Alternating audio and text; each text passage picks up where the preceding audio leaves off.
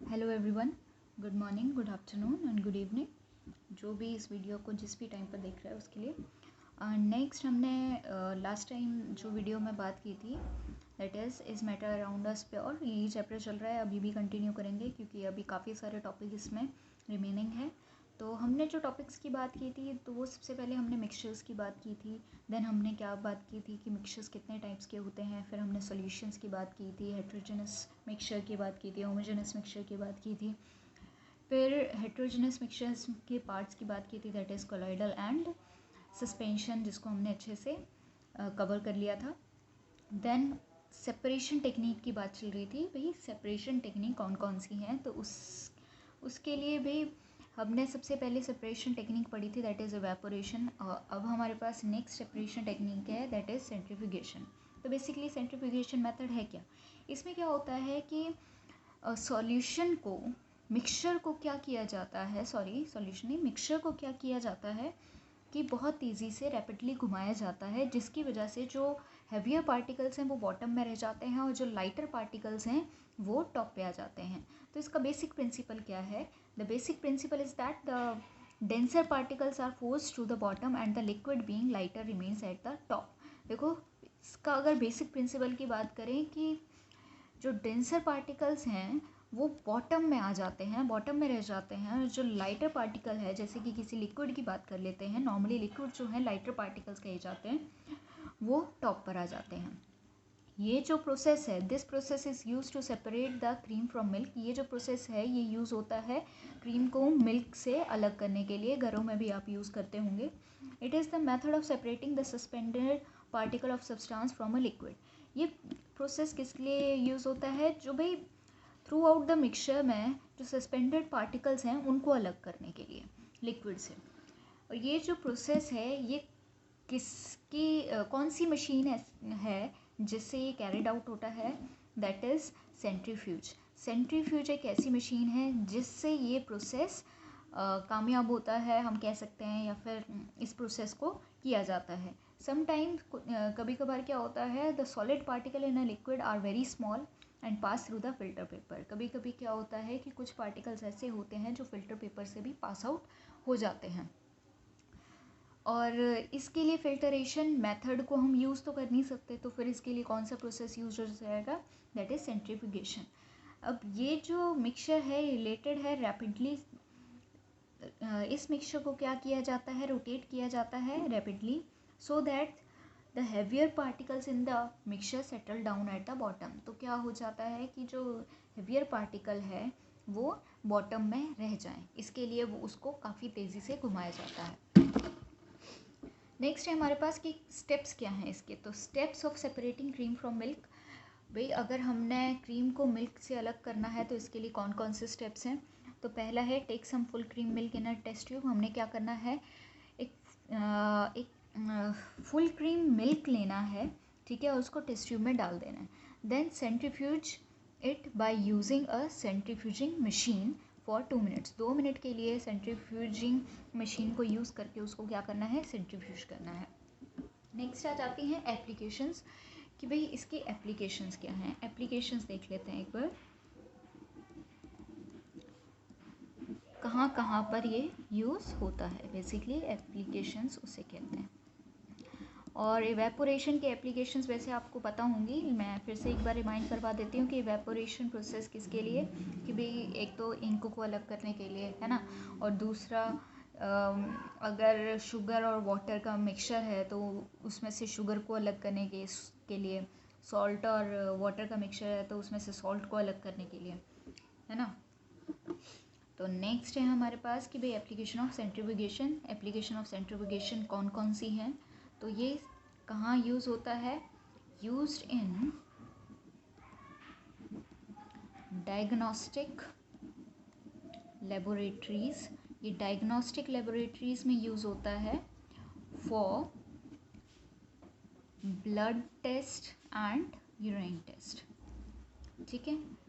कहाँ कहाँ यूज़ होता है ये लेबोरेटरीज़ में यूज़ होता है ताकि blood test and urine test किया जा सके, ठीक है।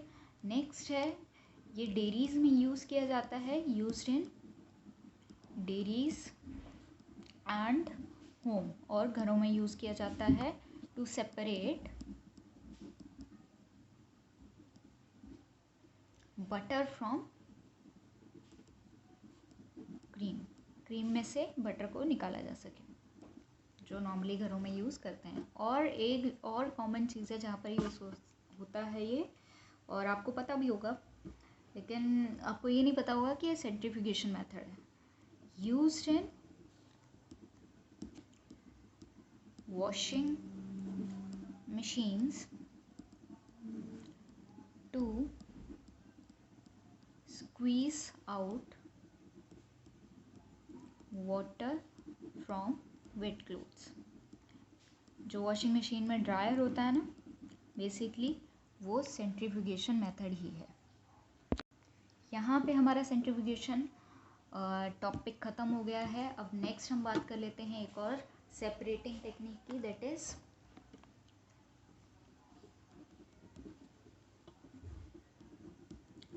separating two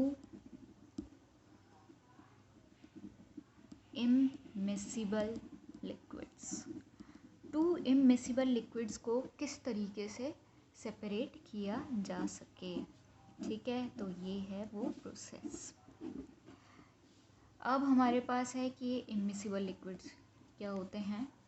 ये immiscible liquids वो liquids होते हैं जो मिक्स नहीं हो सकते, कैन नॉट बी सोल्यूबल, ये एक दूसरे में घुलते नहीं हैं, सोल्यूबल नहीं होते, तो उनको हम कहते हैं इमिसिबल, ठीक है, मिक्स नहीं हो सकते, that is immiscible.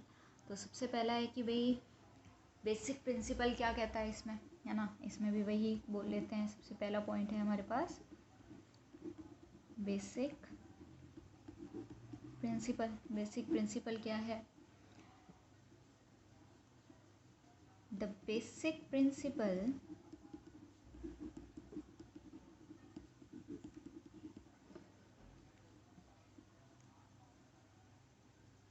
involve in the difference between the densities of two liquids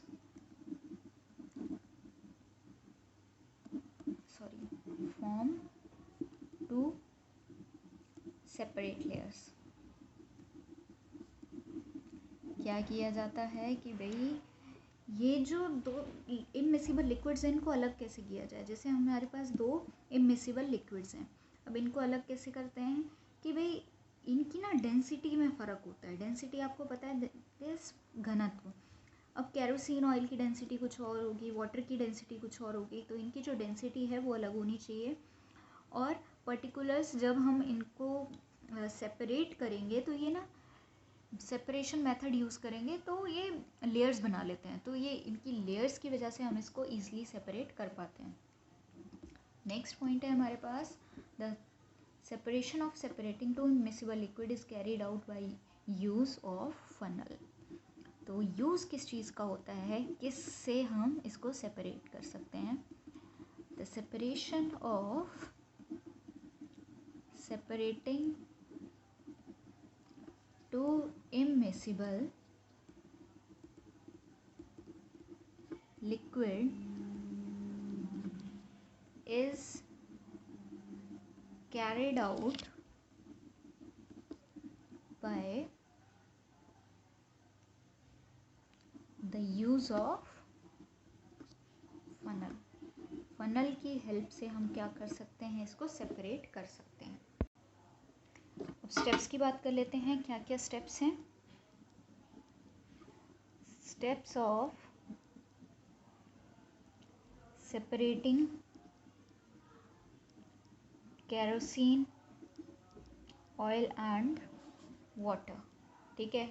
हमारे पास जो इमिसिबल लिक्विड्स हैं वो कौन है, कैरोसिन ऑयल एंड वाटर। यही वाला एग्जांपल मैंने दिया था आपको, और भी दूसरे इमिसिबल लिक्विड्स ले सकते हैं। नॉर्मल ऑयल जो है आप घरों में यूज़ करते हो, वाटर का मिक्सचर ले लो, ठीक है। जिनकी डेंसिटी अलग होगी ना उनका मिक्सचर ले लो आप और उनको अलग कर सकते हो। तो सबसे पहले हमने क्या करना है, फर्स्ट पॉइंट है हमारे पास, और the mixture of both in a, both का मतलब है केरोसिन ऑयल एंड वाटर का मिक्सचर, सेपरेटिंग फनल। नेक्स्ट आपने क्या करना है, let it stand undisturbed for some time,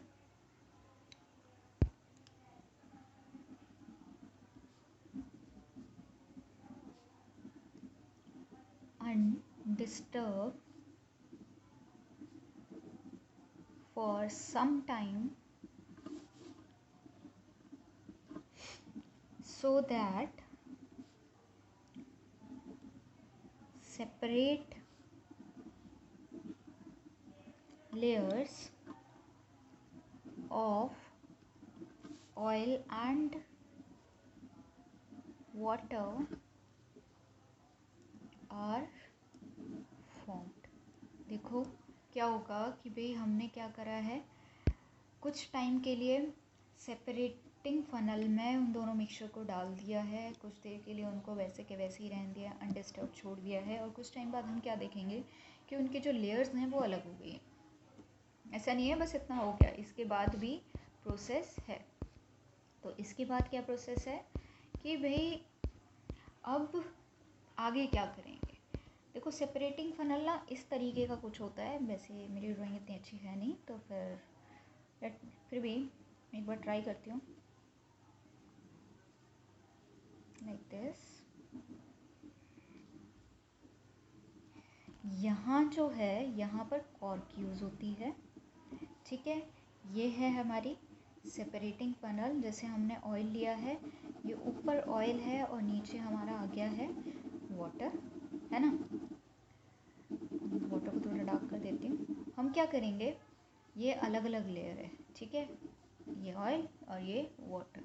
तो क्या होगा, जैसे ही हम कॉर्क को हटाएंगे थोड़ा सा, तो यहाँ से वाटर मूव करने लग जाएगा। एक आप बीकर ले लो, उसमें अलग ले लो। जैसे ही ऑयल यहाँ तक पहुँचेगा, ठीक है, दैट मीन्स वाटर निकलता जा रहा है तो ऑयल नीचे आता जाएगा। अब जैसे ही नीचे आता जाएगा, दोबारा से आपने क्या करना है, कॉर्क लगा देनी है। ये काम स्पीड से करना पड़ेगा, नहीं तो दोनों फिर से मिक्स हो जाएंगे और फिर से हमें ये प्रोसेस दोहराना पड़ेगा। तो इस तरीके से हम अलग कर सकते हैं। तो यही हमने रिटर्न में देख लेते हैं किस तरीके से लिखना है। थर्ड पॉइंट हम ले लेते हैं, ओपन द स्टॉप कॉर्क या फिर कॉर्क आप बोल लो, of separating funnel and pour out the lower layer of water carefully, जो मैंने अभी आपको बताया। Next, close the stop cork of the separating funnel as the oil reaches at the bottom, ठीक है। जैसे ये बॉटम में पहुंच जाए वैसे ही आपने स्टॉप कॉर्क को फिर से लगा देना है। नेक्स्ट आ जाते हैं इसकी एप्लीकेशंस। भाई एप्लीकेशंस क्या क्या है जल्दी से देख लेते हैं, क्योंकि वीडियो हमें ज़्यादा लंबी नहीं करनी है।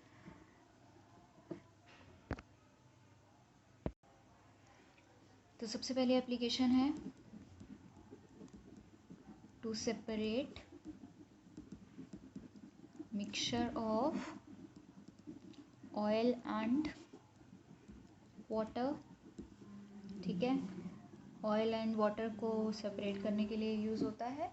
Next, in the extraction of iron from its ore, ठीक है। ओर में से आयरन को अलग करने के लिए द लाइटर स्लैग इज